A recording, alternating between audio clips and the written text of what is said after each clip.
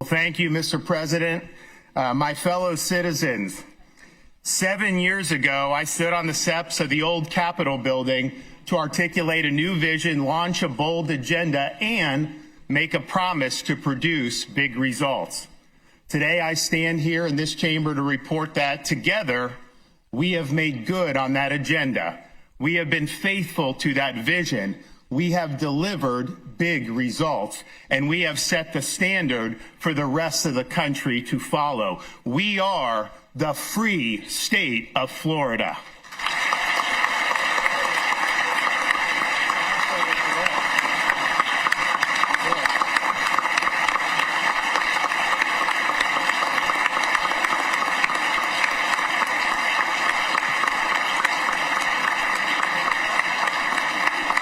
This year marks the commemoration of America's 250th birthday. As we reflect on that transformational revolution, we can proudly claim that it is our free state of Florida that best represents that enduring spirit of 1776. Of all the 50 states, it is our sunshine state that best fulfills the Founding Fathers' vision of a Republican government that protects freedom, promotes opportunity, and provides an open field and fair chance for people to make the most of their God-given ability. The central question the Founding Fathers sought to answer was not about taxation, representation, or even the legitimacy of monarchy, as important as those issues were, but it was even more fundamental than that. The Founding Fathers were students of history. They studied the history of every republic that had ever existed. They recognized the common thread that united the experience of each and every one of those prior republics, and it was simply this: every one of them had failed. The founders believe, in the words of Alexander Hamilton, that it fell to the United States of America to determine whether societies of men are really capable or not of establishing good government from reflection and choice, or whether they're forever destined to depend on their political constitutions on accident and force. These were big questions. Could people actually govern themselves? Could a nation based on natural, God-given rights long endure? Could government power be successfully limited by the rule of law and a written constitution? Or was mankind destined to live under various forms of despotism? The United States was founded to be that last best hope on earth, to be the country that would, once and for all, answer those questions. Now, the founders also knew that the ideals articulated in the Declaration of Independence and the framework of government contained in the Constitution were necessary, but not sufficient conditions to ensure the success of the American experiment. In fact, a decade after the call for independence was made, Benjamin Franklin walked out of the Constitutional Convention. Having worked in Philadelphia to craft a proposed constitution, he was approached on the street because they had been meeting in secret. And he was asked, "Dr. Franklin, have you given us a republic or a monarchy?" His response was, "A republic if you can keep it." The best Declaration of Independence and Constitution in the world do not run on autopilot. As President Reagan reminded us, freedom is never more than one generation away from extinction. It is not passed along in the bloodstream. It must be fought for. It must be protected, and it must be handed on to future generations. Now, as elected officials, we're tasked with dealing with important issues affecting the lives and liberties of our people, from taxes to education to crime and the environment and everything in between. But on the most basic level, we and the people we represent, as inheritors of the American legacy of liberty, are charged with answering that original question about the capacity of we, the people, to govern ourselves. And you look around the country right now, and there's no doubt some reason for pessimism. In the past decade, we've seen cities like Chicago and San Francisco be destroyed by failed ideologies. We've witnessed once dominant states spark an exodus among their own citizens due to their own harmful policies. And even as we cheered the removal of a Marxist dictator in Venezuela, we saw the election of a Marxist mayor in our nation's largest city. Yet here in Florida, there is cause for optimism. We are showing that it can be done. We're proving that freedom can be preserved, that order can be maintained, that opportunity can be expanded, and that self-government can, in fact, endure. We lead with clarity, conviction, and courage. We recognize that while words can be meaningful, it is deeds that are ultimately the most powerful. Results are what matter the most. And we, more than any other state, have delivered those big results. 7 years ago, Florida had a weak rainy day fund and modest budget reserves. Today, working together, we have more than tripled our rainy day fund and more than doubled our budget reserves. In the past 7 years, we've retired almost half of all of Florida's taxpayer-supported debt that had been accumulated throughout the entire history of our state. And because the legislature has supported efforts to accelerate repayment of this debt, we've saved more than $1 billion on principal and interest costs. Florida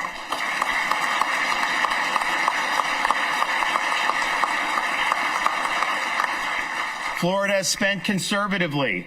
We have one of, if not the lowest levels of spending per capita in the entire nation. And the number of state government workers per capita are less than half the national average and the lowest in all of these United States. We've proven that fiscal responsibility and limited government work.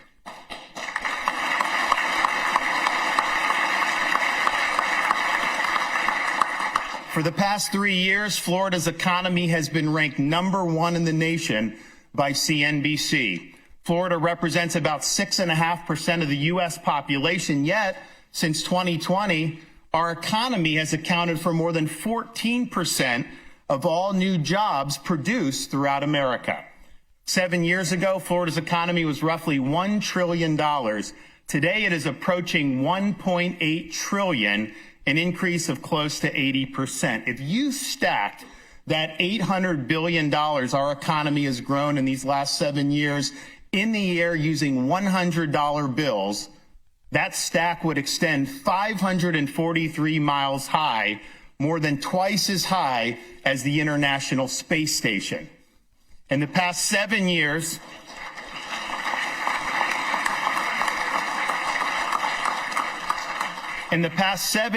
Florida has attracted more income than any other state has ever attracted over a similar period of time in the entire history of the United States of America.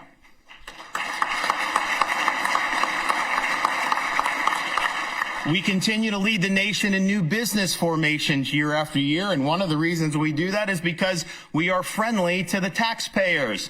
Over the past 7 years, we have delivered a record of almost $10 billion in tax relief, nearly 3 times the relief that had been enacted in the previous 8 years. We've eliminated taxes on baby items, disaster supply, and completely eliminated the tax on business rent. We've also provided rebates on tolls for our commuters and a sales tax holiday on firearms and ammunition for our Second Amendment enthusiasts. We do not and will never have an income tax in the Sunshine State.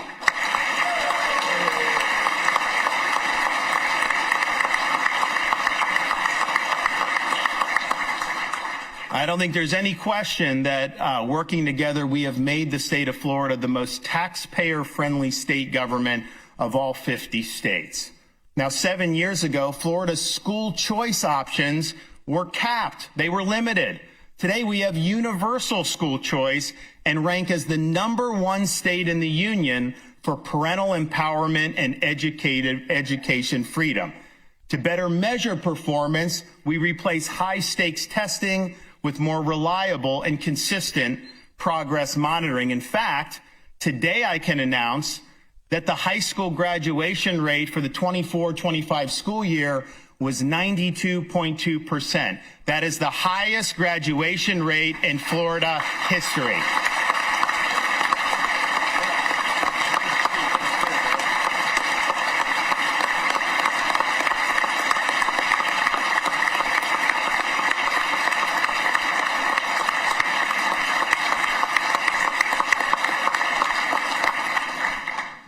7 years ago, Florida had a modest approach to civics education and limited availability for speech and debate programs. Today, we are leading the nation with a renewed emphasis on civics education, and we offer the most robust speech and debate initiative in America.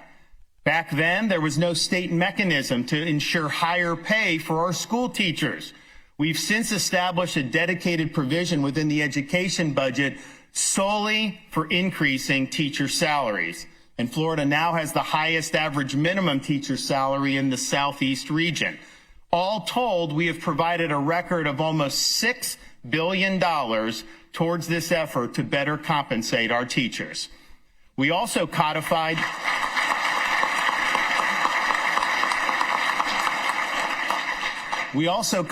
a teacher bill of rights that guarantees the right to teach in an orderly classroom, enacted paycheck protection against automatic school union dues, and prohibited students from using cell phones in the classroom. And that was not popular at the time, but it sure as heck is popular today.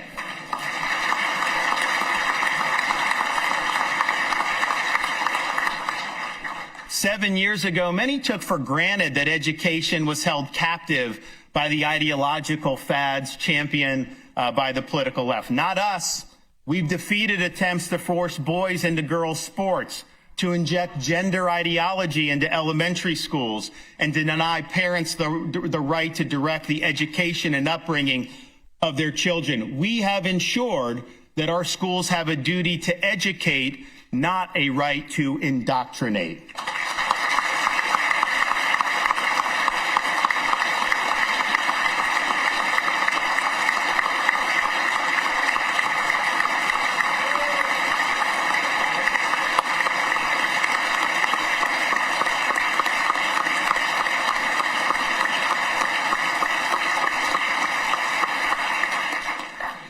We have leaned into difficult issues such as child welfare.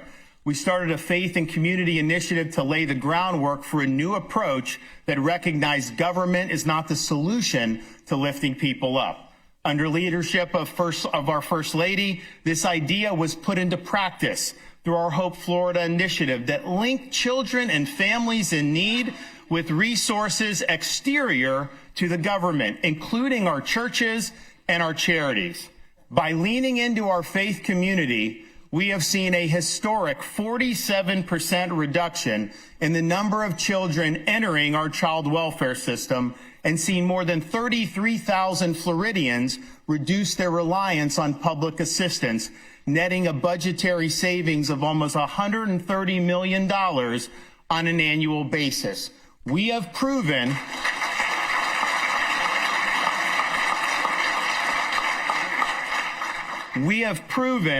that a hand up is better than a hand out.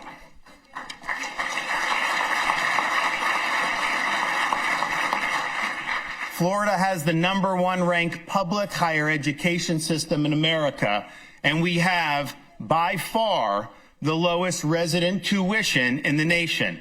We were the first state to eliminate DEI, to spearhead accreditation reforms, and to authorize the termination of tenured professors who perform poorly.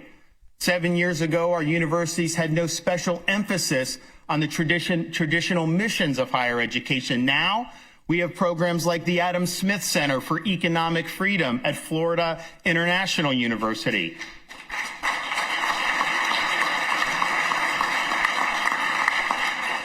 As well as the Hamilton School for Classical and Civic Education at the University of Florida.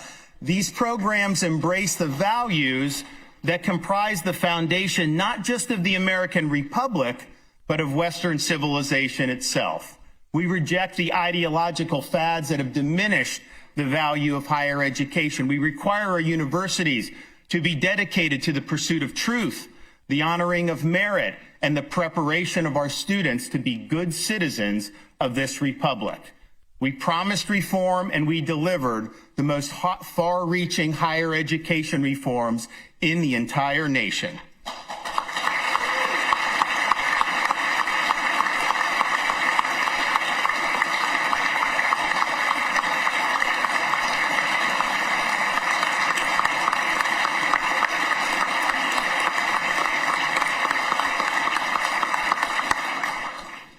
7 years ago, the momentum for the restoration of the Everglades had stalled, and our state was reeling from coastal algal blooms in 2016 and 2018. We made a pledge to jumpstart Everglades restoration, protect our coast from harmful discharges, and leave Florida to God better than we found it.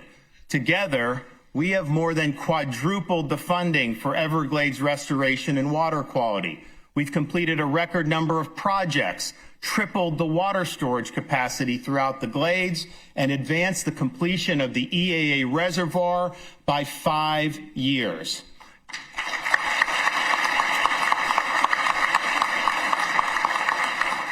Now, as that seminole wind blows from the Okeechobee all the way up to Micanopy, water flows south to Florida Bay, where salinity levels are the healthiest in decades, and coastal communities are protected against the discharging of polluted water into the surrounding estuaries. Even the flamingos have returned inside the Glades.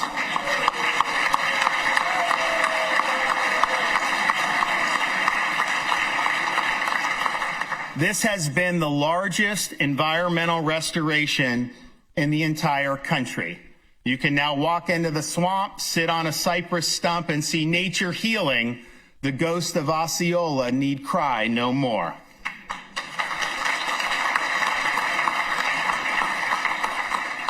Seven years ago, we were charged with improving Florida's response to natural disasters. We enhanced coordination with local partners, facilitated more rapid power restoration, and surged needed relief to affected areas. We've now gone through 4 major hurricanes in the last 4 years, and each storm has witnessed the most robust response on record. Rapid rescue missions, massive resources marshaled and deployed, and the fastest power restorations in state history. We even rebuilt a bridge that had been destroyed in just a matter of 3 days.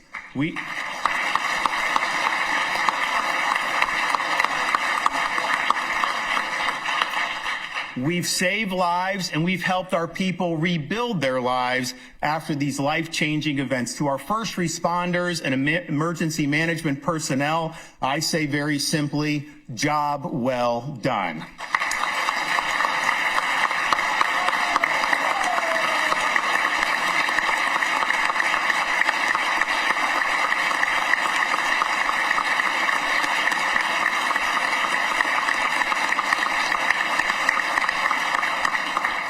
And we have made Florida the top law and order state in the nation. Public safety is paramount. Our law enforcement personnel deserve our support, and they have received it. We have blocked jailbreak policies and ensured that our state and local law enforcement officers get the backing that they need. We've enacted the death penalty for pedophiles and treated the fentanyl dealers that have poisoned our people as the murderers that they are. We rejected the movement to defund the police, refused to kowtow to rioting and looting, and have the strongest laws against retail theft in the nation. When a member of a group of thieves was interviewed on CNN and they asked, "Why do you steal in New York even though you like spending the money in Florida?" the response was very simple from the thief: "Because in Florida, they put you in jail." You're doggone right we do.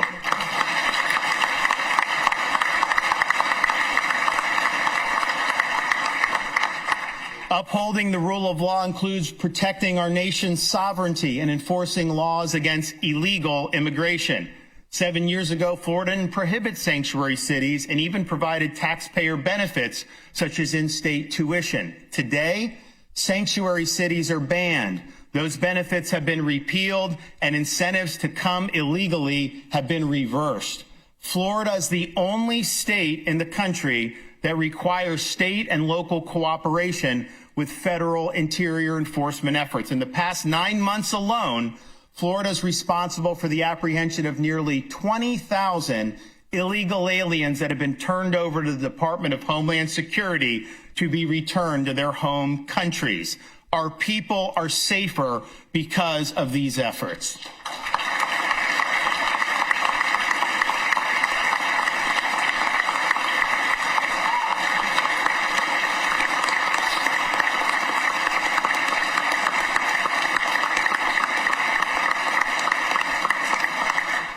And we've accomplished so much more. Record support for congestion relief and accelerated transportation projects, the restoration and expansion of Second Amendment rights, protections for the sanctity of human life, ranked #1 for religious liberty amongst the states, unprecedented support for cancer research and funding, the largest Gulf red snapper season on record, and we're now working to expand that to the Atlantic, the most sweeping election integrity measures in the country, the kneecapping of ESG in our investments and within our electric grid, and working with President Ben Albritton, the most investment in rural Florida in history, not to mention 4 Stanley Cups, a Super Bowl, a college basketball national championship, and on Monday, God willing, we're going to have the University of Miami play for a national championship in their home stadium.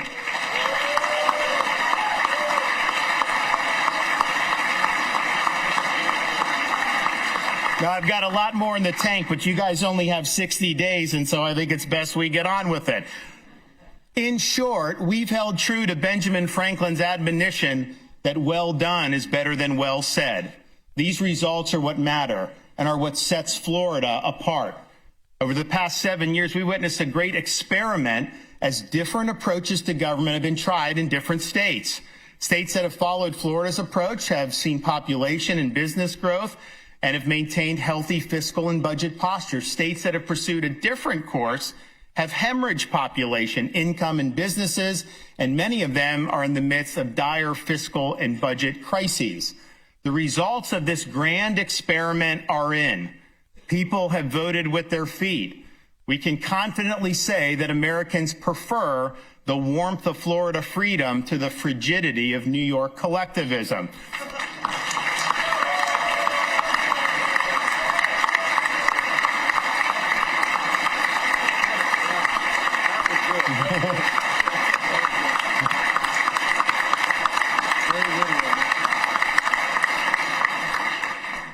Results must remain our focus.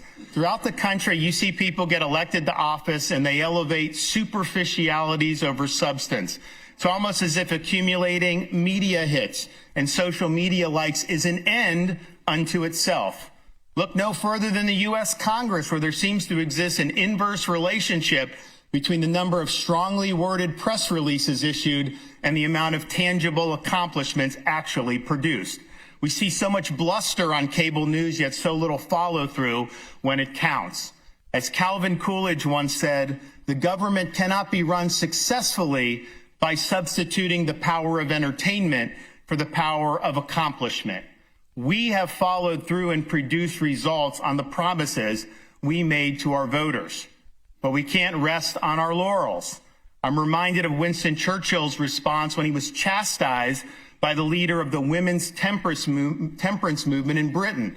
She said she admires Sir Winston for his statesmanship, but not for his drinking habits. If we added up all the brandy and whiskey and champagne you've imbibed over the years, she told them, it would fill up almost 3/4 of the ballroom that we're in right now. Churchill, kind of up in years, looked up at the ceiling and said, well, how little time left and so much more to do, and let's get on to it. Well, we have fulfilled our promises.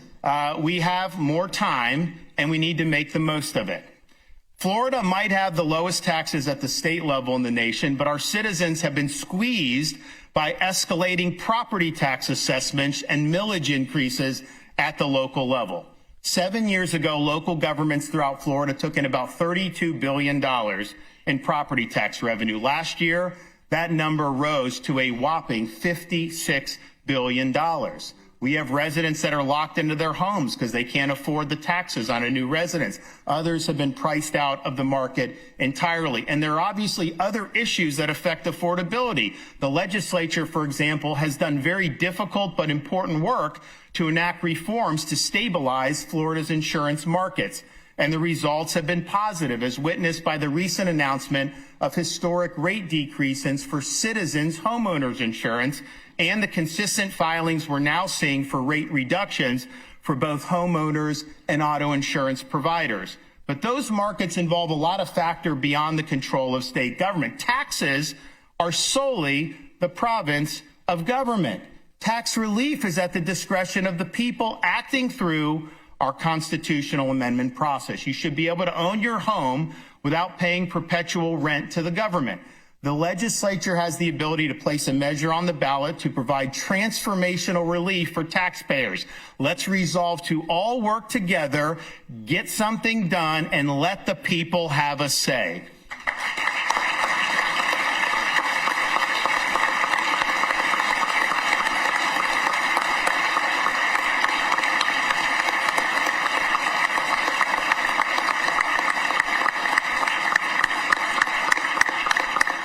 Florida's recent successes would not have been possible without taking a firm stand against the medical authoritarianism that swept the nation during the coronavirus pandemic. We chose facts over fear. We refused to allow Florida to descend into a Faucian dystopia where our freedoms were curtailed and livelihoods were destroyed. The use of coercion regarding medical treatments has been philosophically wrong and tactically counterproductive. People must have the right to make personalized choices about which medical products to consume or which medical interventions to undergo. Informed consent must be the touchstone. Let's make that the law of the land in the free state of Florida.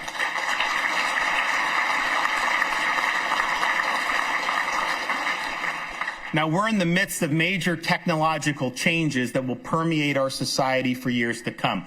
Artificial intelligence is touted as being the key to curing cancer and expanding America's military edge over our rivals. And perhaps this will be true.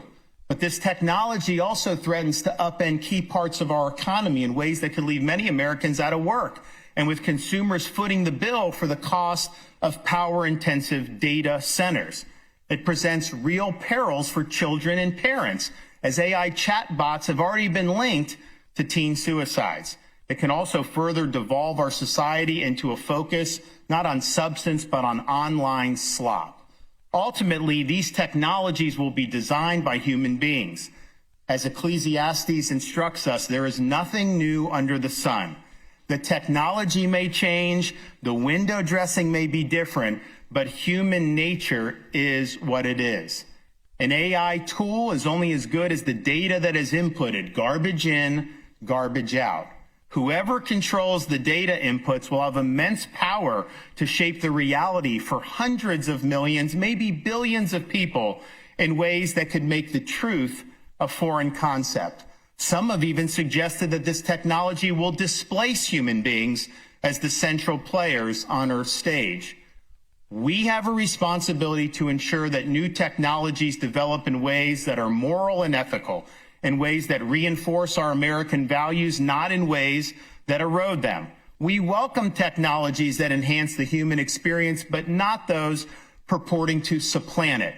We can never relieve ourselves of our responsibilities to think for ourselves as Floridians, as Americans, and most importantly, as the human beings that are made in the image of God.